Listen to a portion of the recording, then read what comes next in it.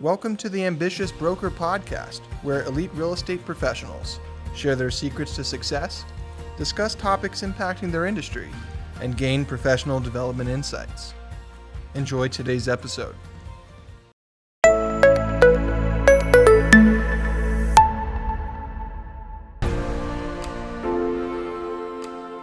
Welcome back to Ambitious Broker. This is the second part in a three-part series with Steven Noel as a part of our Icon series. Enjoy today's episode. I can coach that, I think. I can coach that into the future. I'm pretty sure. All right. So how large a farm did you have? 500 homes.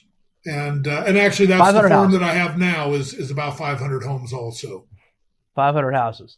So here you are 40 years later, you still got a farm. Yep. Oh, you bet. Well, hasn't someone told you the farming doesn't work anymore? Yeah, they keep telling me that, and I just kind of smile and go, yes, you're right, it doesn't. Because I know that it does for me, and it makes a big difference. Well, I remember when people were saying that, say that to me today, the farming doesn't work. And I go, I know, that's what they told me in 1974 when I started, that it doesn't work anymore. So here we are 46 years later and nothing's changed. Farming still doesn't work, you know. In fact, you remember we used to ring that bell, and we used to, every time someone would take a listen, and we would go up, see, farming doesn't work. Exactly, you know? Over and over again. And it's interesting. So, there's other ways now of prospecting, social media and whatnot. But the problem is that the younger agents now are depending strictly on that, and they're not having the base. The beauty of a farm, once you control that, is that I know that I'm going to get 20 to 25 transactions a year out of my farm. Pretty much guaranteed, as long as I stay on top of staying in touch with these folks, as I do anyway. So you've got that base, and then you can build your business from there. But it takes a while to get it going. There's no doubt about it. Yeah, you just have to get people to know you. That's rule number one of my coaching, is that your income is directly proportionate to how many people know you, like you, trust you. And then I've added to that recently, and they know what you stand for.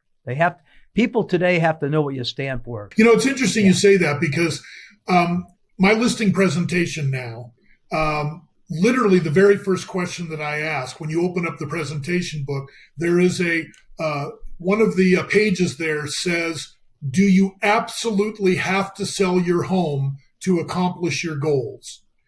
And I think when people realize that, look, I'm a firm believer that you don't sell real estate unless you have to. Keep it in your portfolio.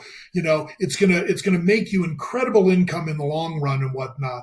And when people saw that I was more interested in what their future was, and the byproduct is I'm going to make money eventually, and I'm not worried about that. But when you have their concerns more in tune with what they need to in their lifetime, you've got that portfolio set up for them, and they realize that you're not out just to make a commission, that you truly do care about their future. And from that comes a heck of a lot of referrals too, which is nice. Right. And that's why we call this Ambitious Broker, because the industry has become so loaded with people who are kind of opportunists. They come in, they want to do a transaction, maybe they don't. It becomes people at the PTA, the neighbor, the people in the soccer, and so forth. And it's very frustrating for me personally, as an observer, as a student of the game, so to speak, to watch this transpire, because to be successful, you have to, and to change your life, you have to do it. You have to succeed consistently for a long period of time. You see it with sports. You see it with sports athletes. They make, they get $1 million or multi-million dollars, and they do it for 2 or 3 or 4 years. And the statistic that they for NFL guys is like over 70% are bankrupt, or within 24 months of leaving the NFL. Same thing with NBA. I think the number's around 60%. So these guys make a lot of money. They come in, and then 3, 4, 5, 6 years later, they're bankrupt. And we see it in real estate too. People come in, they happen to catch the wave of a good market, and then boom, the market changes. They weren't fundamentally sound, and they're broke onto a different career. So it's that consistency. I think that's what I admired most about you throughout the years, is your ability to stay really consistent in what you did. So go back to your farm and explain that methodology that took you 14 months, because your basic objective was the first day you went out with your crutches, you didn't know anybody. And 14 months later, you knew enough people who knew enough about you to where it's finally started ticking. And before you do that real quickly, once things did start ticking at 14 months, then did it start to get pretty consistent after that? Yeah, it did. I just had to stay consistent in what I was doing. But absolutely, the byproducts started coming in, and one after another, I would list more and more. And eventually, the gal who was my competition, she left the business. She was frustrated and just decided to quit. I had other competitors, but that kept me going and whatnot. But it's just the nature of the business that you have to keep on going. Yeah. So, all right. So day one with the crutches, you go out, and then your plan and what you did, pretty consistently looked like what? I would knock about 50 doors a day, which on crutches was really a pain, no doubt, no pun intended. But It was the consistency of that. It was following up with phone calls afterwards, letting them know that, I left them a notepad, and that loved the opportunity to answer any questions that they had and whatnot. And it was just the consistency of staying in touch with people. So not only did I call them, but then knock the door, but then I went back to the office and called them also, and got that second appearance to them. And so how often were you doing that? How often did you touch all 500 houses? Every 60 days. Every 60 days hit 500 homes. So, when you're doing that, and, you're really looking at about minimum of 25 homes a day that I was doing. And I wasn't doing it every single day, but by the end of the 60 days, I was through the entire farm, and then just went right back and started all over again, trying to produce something. So you literally failed 7 trips. Yes. You lousy bum, you. So you were a loser. You knocked on 3,500 doors, 7 times 500 houses before you got your first listing. You were so stupid. You kept doing it. Absolutely. Yeah. That's one of the things we talk about a lot. Please don't outsmart yourself. There's just some basic laws in physics, and there's some basic laws in real estate. Certainly one of them is don't outthink yourself here. Just keep going, be consistent. And still to this day, I'm not out door knocking anymore, quite honestly. But I do stay in touch with every single one of those people every 60 days in my farm now. Right. And it's just consistency. It is something that they know they can depend on it. And they know that if they have any questions regarding their property tax or whatnot, I'm always going to be there and answer it for them. So it's really become one of those things that most people know me and recognize me as somebody that's just trying to help them out. That's it. And the byproducts do come from that. Right. It's just what you stand for again. So what else were you doing along the way when you weren't able to, when the farming wasn't paying off? What other types of prospecting were you doing? Not doing enough at that time. And quite honestly, I fought it like crazy. Right. I really did. You were like my dad in the business, and, every day you got to do this, you got to do that. And how a lot of times you don't listen to dad. So I started doing a few other seminars and whatnot. I got very active in Mike Ferry and listening to his stuff. And his basic message was just this: prospect, prospect, prospect, prospect. Never stop prospecting. And although you said it to me over and over again, you were dad and I didn't listen to dad. When I finally decided that that's what I was going to do, the world changed. I mean, everything changed because now I was consistently prospecting over and above the farming. The farming was just something that, quite honestly, I did a lot of it out of guilt because everybody else in the office was doing it. And, I felt I had to go out there, and I did. And that pressure was great. But just the basic follow-up and staying in touch with people, I still consistently make between 40 and 50 calls every single day to my past clients and to my farm and everything, every single day, 5 days a week. I still do it.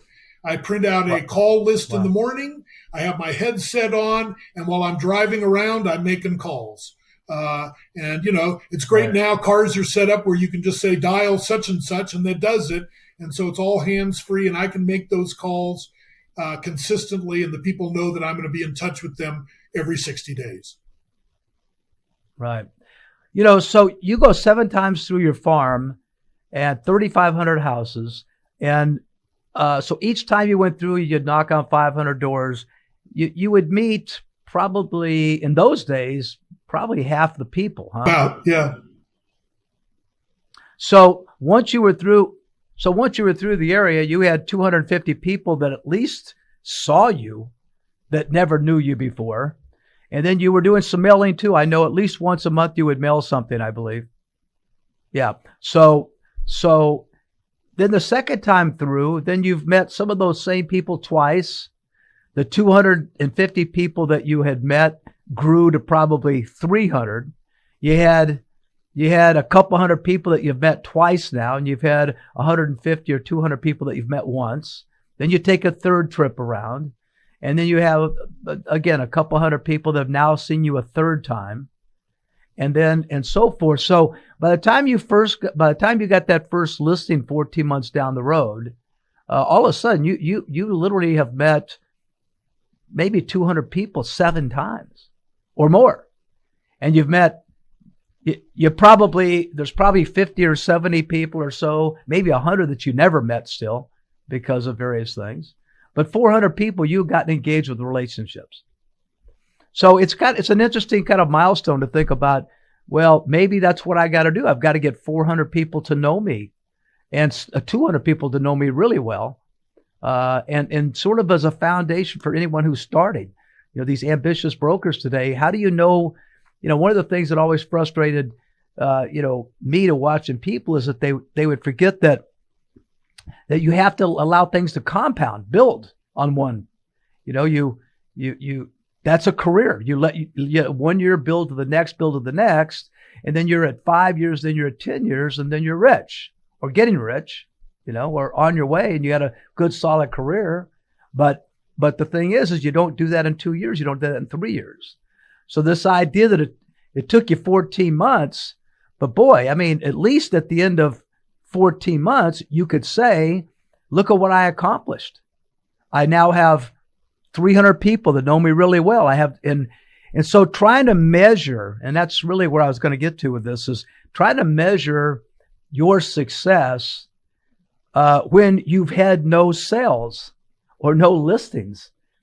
You got to find a way to feel good about every day, right? Yeah, you do. And what's interesting is, success breeds success. So when I got my first listing, now all of a sudden those 400 people, they may not verbalize it in any way, but as they're driving by it, they see my sign, and subconsciously they're thinking, oh, I've met him, and, more and more. So as I'm getting more and more listings, the beauty of it is, and actually I think that for those out there listening that are getting frustrated with this, I think once you turn the corner, the longer it is before you succeed, if you are diligent, that it actually will springboard even faster, because people will see that you stuck to it. People will see that, your hard work is breeding success, and the next person is more likely to do business with you, and the next one, and the next one, and the next one. And I mean, now I don't do all of the business in my farm,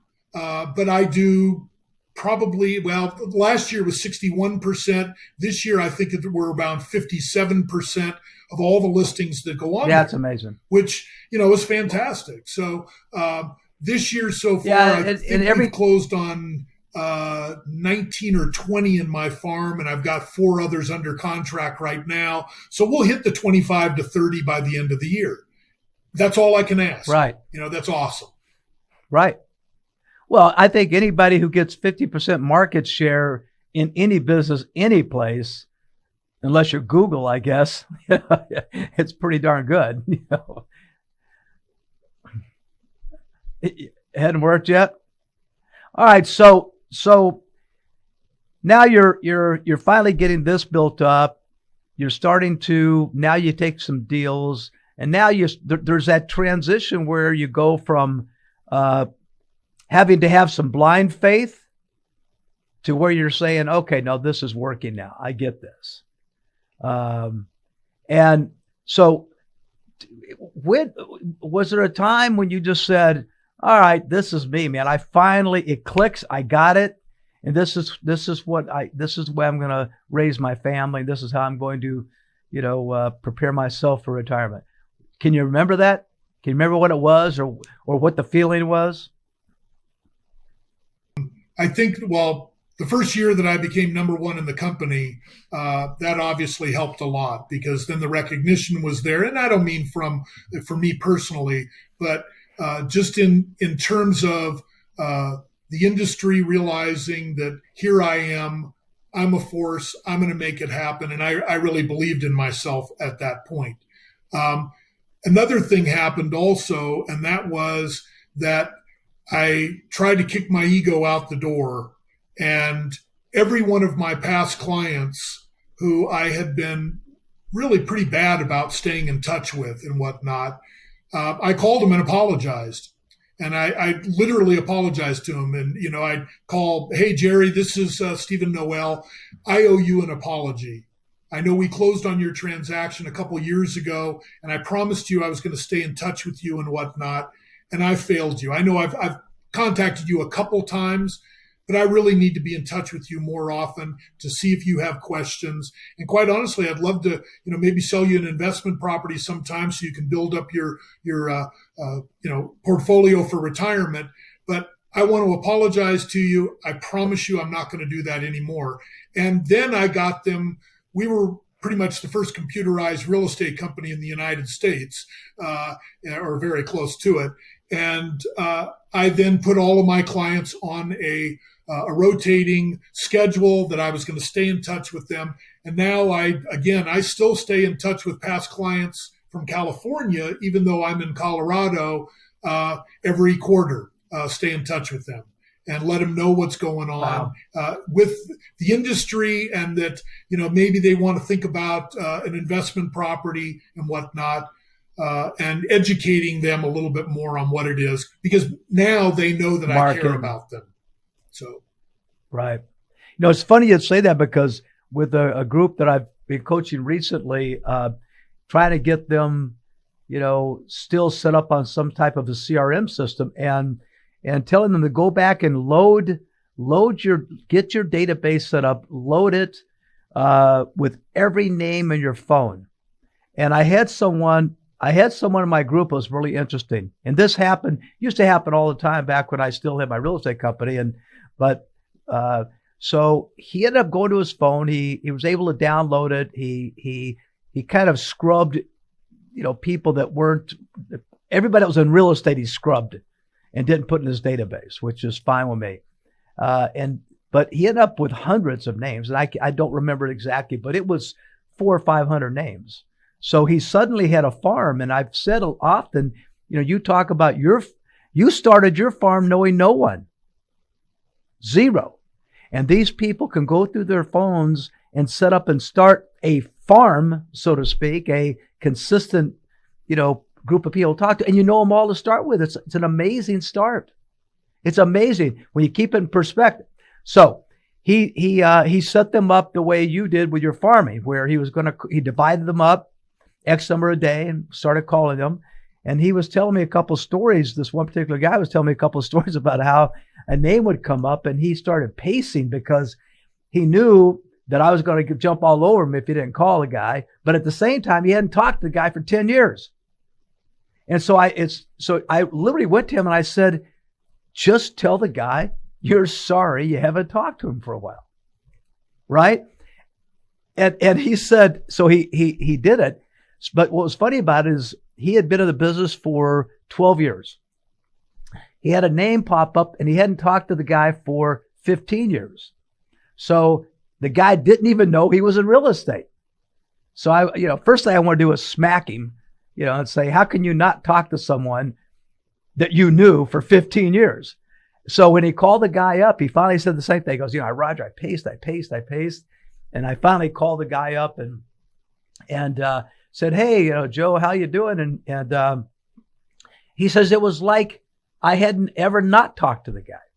Even after 15 years, they were like, oh yeah, they, a little bit of early chatter, how you been and so forth.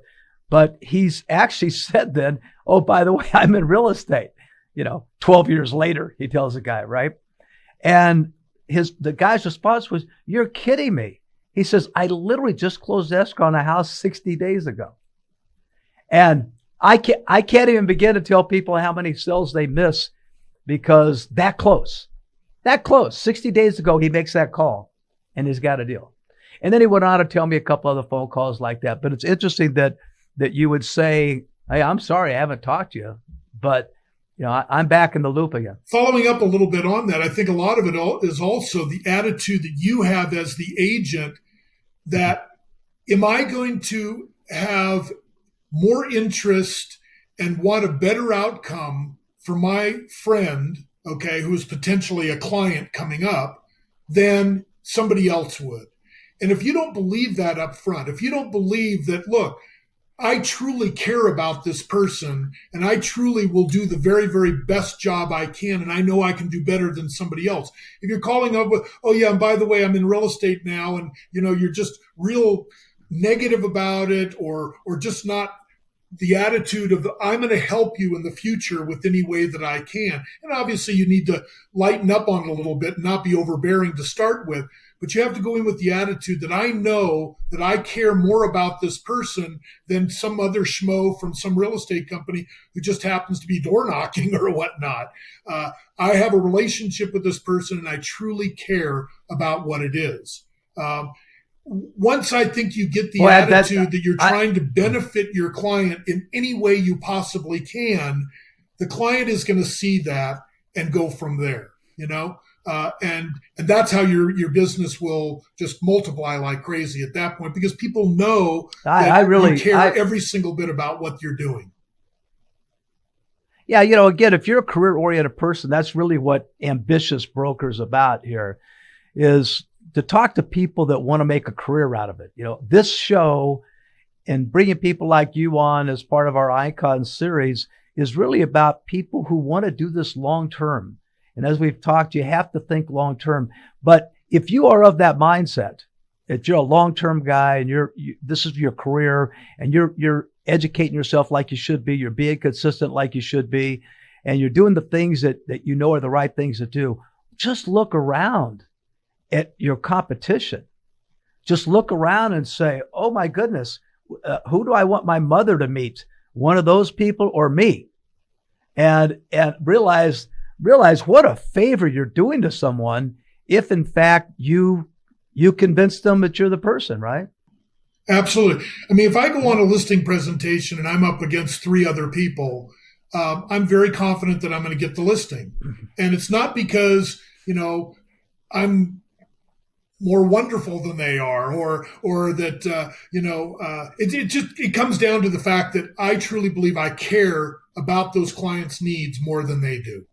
That's really what it comes down to. I care about the client more than they do.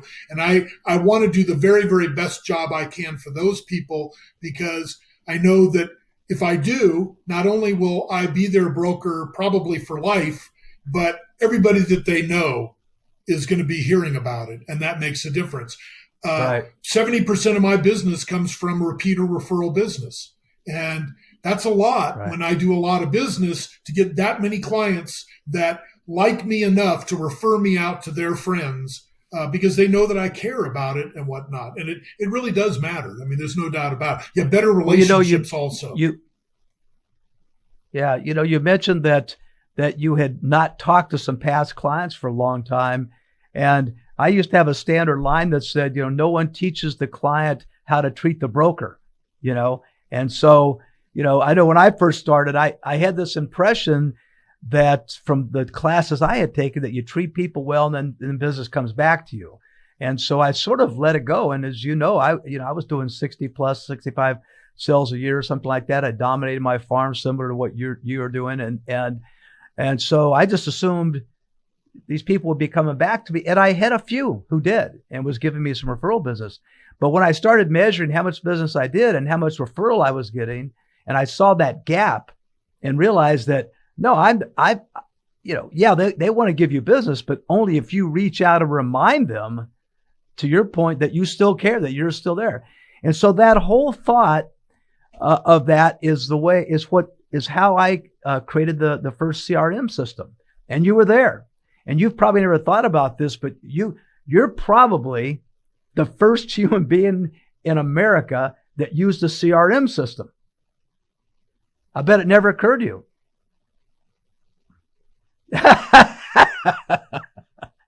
Yeah. Well, the only thing I can promise you, son, is if you continue using this CRM system, you will get rich one day. It'll pay off one day. Yeah. And I think it did. But I mean, it's true. So to your point, you were able to,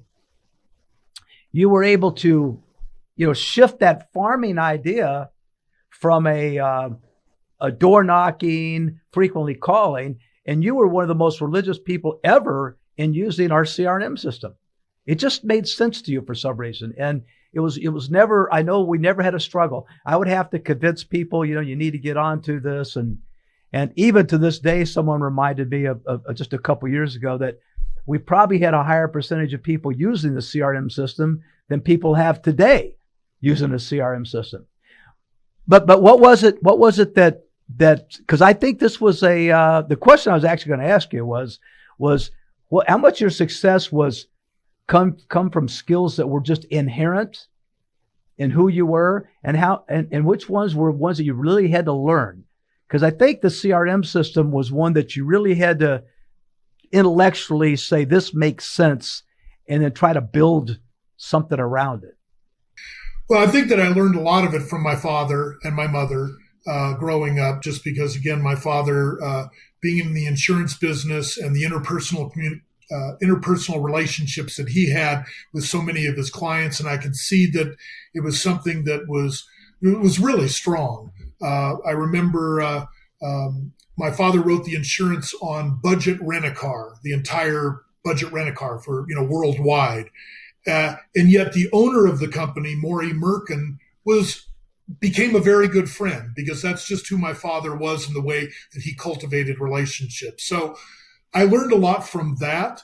I learned a lot from you. I learned a lot from other agents around me. I think more than anything else is I wanted to go home and spend time with my wife. And I wanted to do that and not feel guilty. And for the first couple of years of my career, I would go home and feel guilty about it because I wasn't doing the calls that I was supposed to be making. I wasn't following up. And yet, I got to be at home with my wife, and the guilt got to me to the point where finally you broke through, Mike Ferry broke through, and I realized that this is ridiculous. I have to do this. So I would have my 35 to 50 calls, and I would make those calls, and then I'd go home and say hi to my wife and spend the day with her. If I didn't have any other appointments, I finished my calls, I finished my door knocking, I can go home now. And it became something that I literally would not go home until I finished that last call. And if I had appointments, right, that meant that sometimes I wasn't getting home till 8 or 9 o'clock at night. If I didn't have appointments, maybe I was home at 3. Okay. But the point is the consistency of the follow-up and making those calls regardless. Like I said, I still right. do it. Every day I print out my call list. I walk out the door to go on my appointments, and I'm making those calls all day long. When I get back, I update the computer on the conversations we had, schedule the next call with these folks. And it's become so rote for me that it's really easy now. Here's my call list for the day, and I just have to do it. No big deal. So it's a habit. And once you get in that habit, boy, does it pay off. But you said something that I think is very interesting. I think it's something that, some of these viewers can benefit from. And that is that, and I see this a lot throughout all the years and all the agents that I'd had throughout the years. It was interesting how few people were ever truly motivated by money. Once you get past paying your basic bills, very, very few people throughout the years really could get up every day and go to work with money as the sole motivation. You said something very interesting. That was, I didn't want to go home to my wife and feel like I had flopped, or, paraphrasing a little bit, but basically I want to go home and be able to feel with her that you put in a good day. And I think it's a really important thing for people that are kind of in the middle of their careers, if they're not there yet, to find that thing that's that important to them, because I saw that people were working hard to help put their grandkids through college, or even through elementary private schools, or their fuel was to make somebody else happy, and or to not be a disappointment to someone else. And I just think that's to someone else. And you felt that.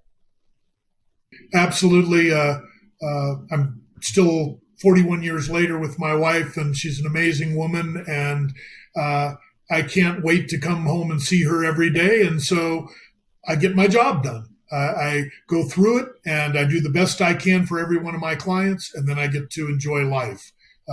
And the byproduct of that is a very, very nice income, because I'm not putting the money first, I'm putting the client first. And if you do that, if your mindset is just to do that alone, you will succeed. There's no doubt about it.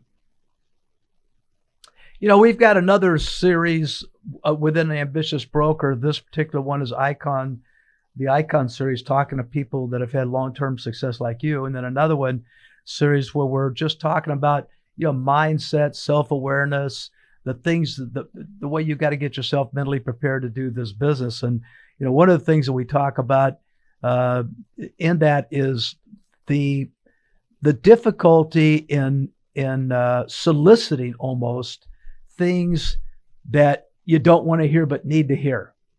And I can remember an hysterical time, and I think you probably know where I'm headed with this thing, but we had a particular person in the office who there's no way that person could have been around someone and had a lot of success, because they were just, it was a difficult environment. Their particular odor was bad. And I remember that some of you in the office created a very awakening moment for the person when they had come back to their desk one day and found out that, you guys had quarantined their cubicle for a while. So do you remember what I'm talking about? You got to remember. Well, so whether this is one of those things that we probably should get too deeply in, but this particular person didn't smell as good as other people, and so and everyone kept saying, "Well, who's going to tell him? Who's going to tell him? Who's going to tell him?" And one of the things that's come up in one of the previous shows that we did about self-awareness was to allow everyone around you the permission to tell you, what no one wants to tell you. And unfortunately, that thing that they don't want to tell you because they think it's going to hurt your feelings might be something that's a major obstacle to your success. So to be able to solicit that from people. So I'm curious with you, was there ever anything, not that you had bad breath or that you had, but was there anything that anyone ever told you that hurt your feelings, but that they told you, but boy, are you glad they did, because it was a turning point, or it flipped a switch, or you walked away with some growth. I used to get a little huffy about stuff, and I'd get real upset over things, and I just realized that it's just, number one, it's not productive. Number two, and faith is very important to me, as you know. And I just felt like, God put me in this position here to be a stabilizing factor instead. Stop with the huffiness, stop with, the attitude and whatnot. Open your ears and listen to what other people are trying to tell you, and then react instead of reacting very, very quickly up front. A good salesman listens more than they talk. And that's one of the factors that we have a real problem with, because when you meet with a client for the very, very first time and you're trying to win them over and you're the greatest broker and you're going to do this and you're going to do that, and a lot of times you haven't even asked them, so what are your goals? What are you trying to accomplish here? Let me try to pull back a little bit, use my base of knowledge to help you attain your goals the best we possibly can. And that's the biggest problem that most brokers have, is they just don't listen. They don't listen to what the client has to say and try to help them, because their circumstances not only are unique to them, but they're paramount to them. They're the most important thing, and that's who you're trying to deal with. So taking the time to back up a little bit and listen to that client, what their needs are, and try to accomplish that. And if you can do that, and if you're successful in doing it, believe me, they will tell everybody, this guy listened to what I had to say, and they did exactly what we needed for our circumstances. And that's what it's all about. Right. So let's get back to this. You were huffy. So you weren't running around the office saying, tell me what my problem is. And then people said they volunteered you were huffy. How did you And I probably took it out on my wife more than anybody else, because I knew I could talk to her, and my ego was too big to maybe talk to people in the office and whatnot, because I didn't want to be judged by them or this and that. When you come to that or they didn't deserve to judge you. It doesn't matter anyway. Look for people's guidance. Look for people's help. You can decipher what is going to work for you and what is not going to work for you, and use whatever you want. But open yourself up, be a little bit more transparent in what it is, and it comes back to benefits you, definitely. No doubt. Right. So, we talked about, you get started here, you have some obstacles, you have some 14 months that was difficult for you, and you overcome that with your persistence and stuff. You then were able to become the top person here. And then out of nowhere, you decide, after building all these roots, to just uproot and leave that foundation that you built and move to Colorado. First of all, you broke my heart as my top salesperson. I'm surprised I still talk to you 30 years later. But so you 26 years later, yeah. So feels like 30 or 27 years. That's how much it hurt me. So you moved to Colorado, and now you start from scratch again. So now how different was that, starting from scratch, than the starting from scratch? What was it? You were 8 or 9, 10 years in the business at that time? 12 years in the business, probably. 17 years.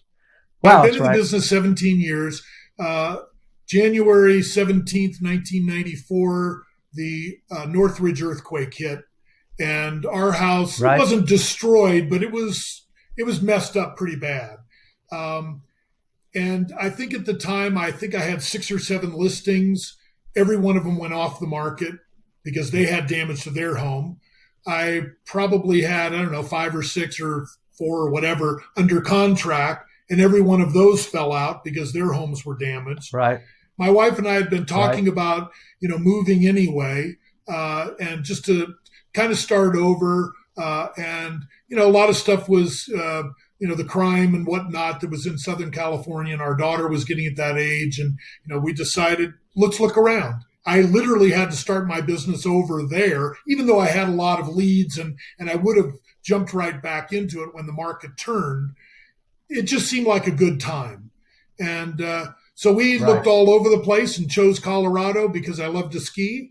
And so you're right. When we came here, I knew one person, and that was somebody that I sold in my Northridge farm who happened to move to Colorado.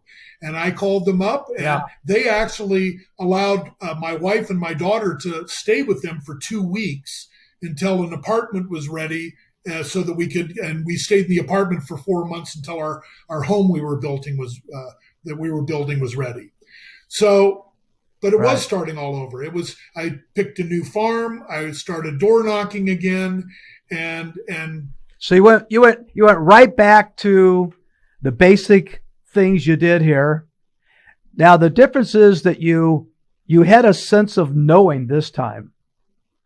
In other words, there was a little bit of uncertainty. You know, you're hearing it. The environment's telling you do this, fundamentals, but you didn't own those feelings yet. You go to Colorado with 17 years behind you, and now when you approach it, the first door there, while not on crutches, you had a different advantage. You had advantage of knowing these poor suckers in my farm don't even know what they've run into. Absolutely. Basically. I started with a force there, and really started dominating my farm very, very quickly. I also had I was fortunate enough to have my first 17 years in an extremely competitive market. And I came to a market that wasn't nearly as competitive. And a lot of the tools that I used in California, they weren't using in Colorado. And so I kind of went to the forefront fairly quick. And it took 4 years, and I was the number one producer in our company at that point after 4 years. Thank you for tuning in to part 2 of our Icon series with Steven Noel. Enjoy part 3, coming up, our third and final segment.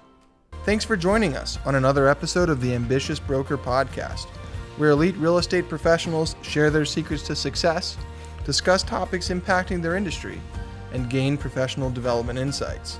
If you've enjoyed today's episode, please rate it and leave a review.